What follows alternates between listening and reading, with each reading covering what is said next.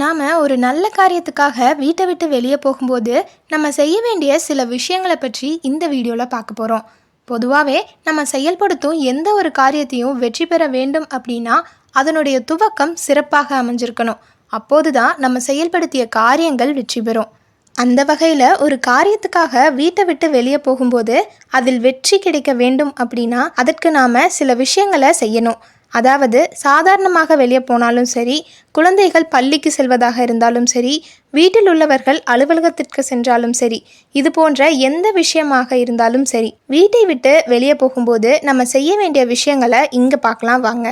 வீட்டில் உள்ள பூஜை அறைக்கு சென்று முதல்ல மனதில் நினைத்த காரியம் வெற்றி பெற வேண்டும் அப்படின்னு தெய்வங்களையும் குல தெய்வங்களையும் வணங்க வேண்டும். அதுக்கப்புறமா தங்களோட அன்னையின் கையால் ஒரு டம்ளர் தண்ணீரை குடிச்சிட்டு அதுக்கப்புறம் போகணும். அன்னை இல்லை என்றால் ஆண்களாக இருந்தால் தங்கள் மனைவியின் கையால் ஒரு டம்ளர் தண்ணீரை குடிச்சிட்டு அதுக்கப்புறம் போகணும். நீங்கள் நினைத்து செல்லும் காரியம் வெற்றி பெறும்.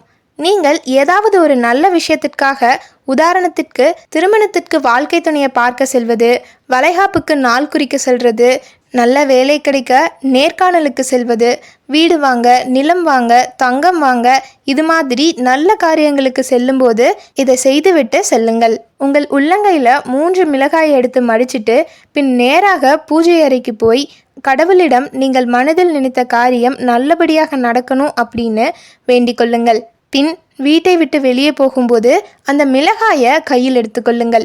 இப்போது உங்கள் வீட்டின் நிலைவாசலை தாண்டுங்கள். பின் வீட்டின் வாசலில் அந்த 3 மிளகாயை வைத்து தாண்ட வேண்டும். பின் திரும்ப பார்க்காமல் செல்லுங்கள். இந்த மிளகாயை வீட்டில் இருக்கிறவங்க கையில் படாமல் எடுத்து, அதாவது பேப்பர் அல்லது துணியை பயன்படுத்தி எடுக்க சொல்லி குப்பையில் தூக்கி எறிய சொல்லுங்க.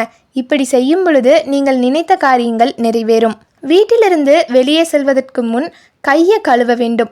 வீட்டை விட்டு வெளியே செல்லும் முன் குளிர்ந்த நீர், அது மட்டும் இல்லாமல் கொதிக்க வைக்காத பாலை கொண்டு கையை கழுவ வேண்டும். இது உங்கள் வேலையை வெற்றிகரமாக முடித்து கொடுக்கும். சாதாரண நாட்களில் அன்றாட வேலைக்காக வெளியில் செல்லும்போது கோளாறு பதிகத்தை படிச்சுட்டு செல்லலாம். கோளாறு பதிகத்தை முழுமையாக படிக்க முடியாது என்றாலும் கூட கோளாறு பதிகத்தின் முதல் பாடலை படித்துவிட்டு போகலாம். இவ்வாறு படித்துவிட்டு செல்லும்போது அன்றைய நாள் சிறப்பாக இருக்கும். இந்த விஷயங்களில் ஏதாவது ஒன்றை செஞ்சுட்டு வீட்டை விட்டு வெளியில் சென்றால் நல்ல பலன்களை பெற முடியும். நன்றி. இது சதுரங்க மீடியா வழங்கிய சதுரங்க ஆன்மீகம்.